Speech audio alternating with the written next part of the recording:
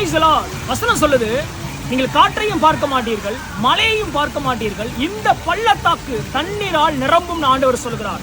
ஆண்டவர் உங்களை பார்த்து சொல்லுகிறார், உனக்கு ஒரு அற்புதம் நடப்பதற்கான எந்த ஒரு சாத்தியக்கூறு இல்லாமல் இருக்கும் போதும், அதற்கான சிம்டம்ஸே இல்லாமல் இருக்கும் போதும் நான் உனக்கு சொல்றேன், நீ வாய்க்கால வெட்டு.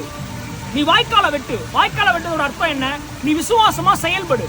நீ கால் எடுத்து வை, உனக்கான கதவு திறக்கும். வசனம் சொல்லுது, காற்றையும் பார்க்க மாட்டீங்க, மழையையும் பார்க்க மாட்டீங்க, ஆனா தண்ணீர் வரும். அது எப்படி வரும்? அதுதான் ஆண்டவர்.